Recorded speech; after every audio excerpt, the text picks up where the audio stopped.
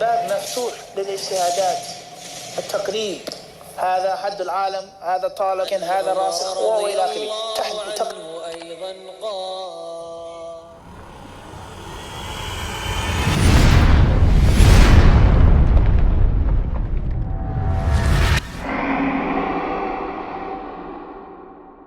Assalamu alaikum wa rahmatullahi ta'ala wa barakatuh to all the RipRight Hadith disciples, YouTubers, and viewers, man. Welcome back to a new video on RipRightHD, and today I got the bro with me, famous, man, in this calisthenics community, man, B-Rock, and salute. He told me he wanted to hear my side of the story, so today we're going to be having a conversation, not an interview, and he's going to be questioning me on, you know, my journey in calisthenics and what's going on with my bar history. Of course. Again, this is B-Rock. I appreciate you guys for watching.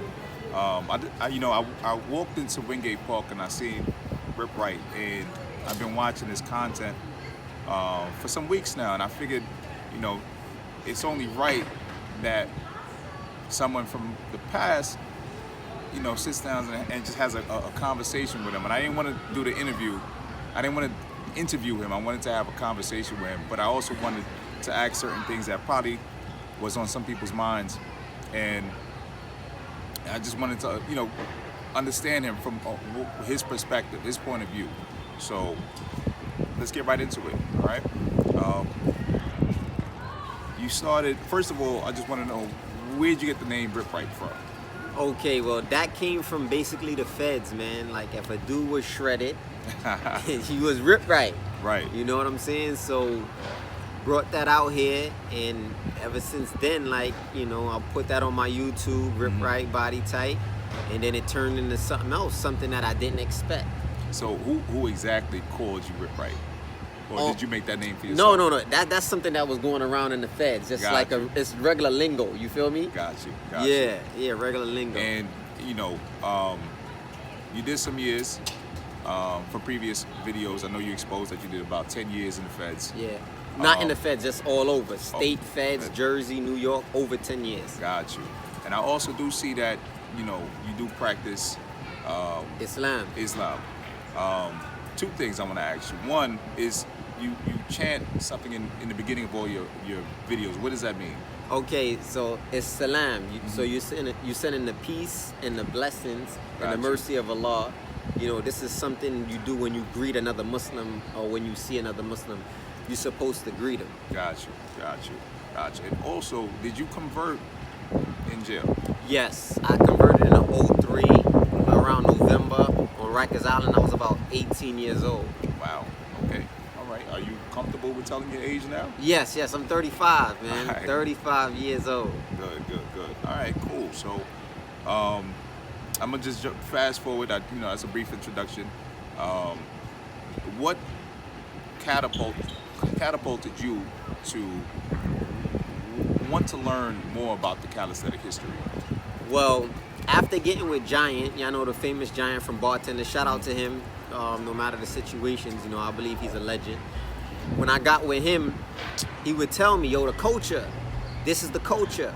You know, I created this move, this started here, and he would bring up old things. Right, okay. You know, about the past, and I created this move, and this person created this move, and yo, they doing this because of this person created this, and it intrigued me. Okay. So wanting to know, all right, I love this calisthenics so much, I want to see where it all derived from. They say in Brooklyn and New York, NYC, it's the Mecca, so, you know, it made me want to learn more. And and when you started in your journey investigating, what was something that you found out that you never knew? Well, I found out that it's more separation than unity when it comes to the actual calisthenic teams. Right. Doing this research. And I mean, it hurts because you look up to people. I look up to people like Zeph, JR. We talking about, you know, Giant, Beast. These are people that I'm watching, and I'm taking every routine they do, and I'm looking up to them. So, you know, to really start doing the research and digging in, and then to see that it's not unified, it was like, wow, it's, you know, it kind of threw me off. I seen a little bit in the beginning, but not as much as now that I'm really digging deep. Right. And I want to know what's the big deal. Right. What is causing this? And you know, I understand it from years of being rooted into this culture. I understand it from multiple perspectives. I do want to also give you your praise for even taking this objective and unlocking a lot of the culture's loopholes in it, because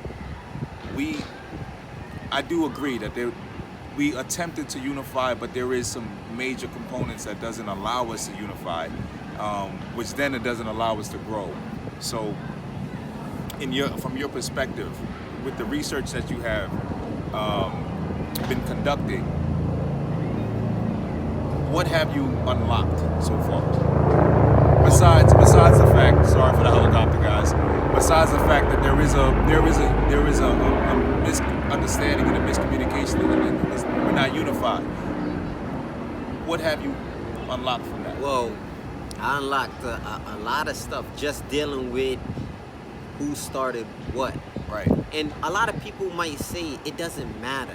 Right. But if you haven't started it, then it doesn't matter to you. But if you did start it, would it matter then? Right. You know, so if I came out with a move and people are doing it now, and I say, yo, I started that move, and another person say, it doesn't matter that you started it. Yes, it does matter. It matters to me because I started it. Right. So it's my work. Right. I feel proud of starting that. So for you to say it doesn't matter, then that's probably because you didn't start it. So are you in agreement with Giant and his approach? Yeah, as far as, I don't believe like what Giant said, as doing my research when he said 2 systems. Right. No, after doing that interview with Ed Barstars and just researching, it's like, it makes no sense. Hannibal was doing planche push-ups before he met Giant, so it's impossible for him to come from one of those 2 systems. Okay. And even what Doc said, we had no internet, no media, we didn't know what was going on in other parts, so people were already bred off of whatever system they was bred off of. That's a fact. Right. But as far as Giant saying, after Thug Workout came out, a year and a half later, I came up with a team bartenders, and then everybody else was like, yo, you know, we've been in Wingate for 10 years. Right. Wow, he started a team. You know what? Let's put a name on it. Gotcha. I would say in that regard, yes, Giant is the founder or the forefront in that. I agree with that. Yes, I agree That's with that. it. And certain moves, when he mentioned that he said he was the first one doing it. Yeah. I mean, if you haven't seen anyone do it before him, you have to give him that too. Right. You know, but right. other than that, 2 systems, I don't agree with that. Okay. And in regards to, we're going to go down the line, right? So we're going to start, you stated Giant and his perspective. Beast. What did you gather from Beast? What I gathered from Beast, like that, just beast mode, that high repetition. You know, doing my research, I'm trying to figure out, did he come out with this style of training? Right. Because that's major. 4,800 push-ups before you touch the bar. Right. So I'm trying to figure out, did he start it? And I'm not hearing no opposition to it. Okay. You know, so salute to Beast. Yeah, so you get your credit. You know, so as I'm doing my research, right. it's for me, it's like, oh man, this dude really started high reps. Unless somebody could come and say, nah, he didn't start high reps, we was doing it since then. Then I can't disagree. I wasn't there. Right. I'm just doing the research. Now, I've seen Beast in action. Beast, you know what we're talking about. Yeah. I've seen him completely exhausted beyond belief and still max out 50, 60 reps at his bottom. When you see that type of, when you hear these like urban legends of him, how does that influence you in this calisthenic world? Like at first, I was into high reps because shout out to Snoop. I call him the Push King because his push. Snoop. I love Very Snoop. humble. Yeah, Snoop introduced me to high reps. Okay. And made me, was the first one that challenged me to do the 5100, and I couldn't do it. Right. So Right. when I seen that, I started to train high reps, but not as every day. So getting on to beast, I'm like, yo, is it really possible for my body to withstand that kind of training all the time? So it kind of made me want to do it, but then again, like, I'm an ectomorph. My bones is kind of a little tender. They're mesomorphs and Right. endomorphs. They can do that. Right. But now it's just like more and more research. I'm like, you know what? I'm going to try this. I'm going to try beast mode style of training every time I train. So that's what beast did for me. Made me really want to unlock that Super Saiyan. Okay. Cool. You know? Cool. Now we're gonna go to. We went from giant. Now we down to beast. Who would you consider after that? Who would you consider third? Me personally, yo, Zeph without a doubt. Like, I can't say I grew up on Zeph because I've been in calisthenics only 2.5 years. I've been out here since 2018, September. Wow, I just came home. So this been going on for a year and a half. And that's one of the people that I watch. Me and my boy have conversations over the phone about Zeph. Wow. Yo, you seen this new video? Yo, Zeph just posted this. Yo, Zeph, yo, he did this. And why? Why is Zeph admirable from your point of view? From my point of view, what he can do on the bar. One, then when I started to see the barbarians all over the world, that's global. Right. If you're not great, if you're not a legend, you're not going to be touching so many different people. That's a fact. You know what I'm saying? An absolute fact. Then Doc brought something to my attention. He said he made high reps clean. That's something that okay, you can do high reps, but can you do them clean? Yeah. So the other aspect is the longevity. If you've been doing this at a high elite level for 20 years, 18 plus years, I mean, if you're not in that legendary playing field, where are you? Right. So I think you know what's crazy? I remember when I seen Zeph, one of his first videos back in like 2009 or 8, something like that. It was a really old video, but he started off with the one-arm pull-ups. I know that's probably one of the most infamous videos right now. But right then and there, he came into the game already stamped. He was solidified because a lot of people could barely do regular pull-ups, but he came into the game showcasing he's already mastered one-arm pull-ups. You know what I mean? So for me, I'm gonna say honestly that Zeph definitely influenced me. I am still trying to get some of his old work down packed. But okay, so just to clean it up, Zeph inspired you or influenced you how? Just as far as calisthenics, his routines. Yes. Trying to, man, when I first seen the God set, the God set. You know, greatness on demand, meaning you doing 100 reps without leaving the bar. That's Zeph, you understand? It's not normal. It's my guy. Yeah, it's not normal. I never thought a lot of this stuff was possible. Yeah, this is an absolute fact. Until I started seeing it. Yeah. Like, yo, I didn't even think, yo, so we got Giant, we got Beast, we got Zeph, fourth.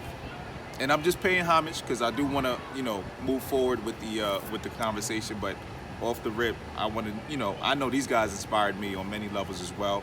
I'm just curious to understand his point of view, and so fourth. Yeah, and I wouldn't say like automatically because of what Iborn did, I put him here. Okay. Right? Yeah, right. I put him here. So shout out to Iborn because I just did my research and realized that he was actually the first one touching the bars. Not the first one touching the bars, but the first one to have a project. So that automatically made me say, yo, this is Iborn. You know what I'm saying? Right. And that's just all due respect. Not saying that he's better than Zeph on the bar or he's better than Giant, because I'm not really going off the bar. I'm just going off of, you know what I'm saying, how they was, how they influenced the game. Yeah. They You understand what I'm saying? A lot of these conversations doesn't necessarily have to be in chronological order, but more so their contribution to the game. And I've heard No. Last name, sorry. But I heard one of the conversations you had, and that is definitely an issue. I think some people want to be considered first, or in other cases, second, yeah. third. Regardless of the fact, if your name is mentioned, you got my credibility. Trust me. Yeah, and this is not really like when it comes to order to me. You understand what I'm saying? Okay. It's like I put them on Mount Rushmore. Got you. It's like you understand what I'm saying? Of course. So we're gonna go down the list. We'll continue the list. Hannibal, my man Hannibal. Listen. I'm a big shout outs to Hannibal. Listen. I do a lot of the plate push-ups on the parallel bars. Listen. That was definitely influenced by you. More shout outs, more salutes. What's your word on Hannibal? Listen, when I first seen Hannibal, I watched the whole video like this. You understand what I'm saying? Yeah. Yeah, so he was definitely inspiration to me to even want to get the planche. Got you. I haven't got it yet. Got you. The dips he do when he goes down in the false grip on the dip bar and then comes all the way back up. Right. Just the movements that Hannibal was doing definitely inspired me to put him like on that Mount Rushmore. Got you. Of calisthenics, without a doubt. We gonna go down the list. Who else? After that, listen. That's it? Yeah. You gonna cap it there? Yeah, after right, that, cool. You know what I'm saying? All right, cool. So I'm gonna shout out my man Doc. You got to shout out Doc. I love my guy. That's my guy. Alongside Tech, I like Tech too. I just started researching more on Tech, man, and I seen his moves. Right. And I'm like, but see, Doc is super humble. I like Doc. Yeah. But what people don't, I didn't know he did the UFL. Yeah. That's major. That's yeah. legendary status. So you would have to. That's legendary. Yeah. You're putting athletes in a position to get paid. Right. Definitely. That's on a whole nother level. Bar brawl. Getting Wingate done over. Right. Just all of the stuff that he did for calisthenics is amazing. Also, for the record, this wasn't mentioned, but I think Ed Barstars is a legend, and that's my opinion. Especially what he did for the calisthenics game, where he brought his team, where he brought himself in the calisthenics world. I believe he's a legend. He accomplished a lot dealing with this calisthenics, man. Shout out to Ed, man.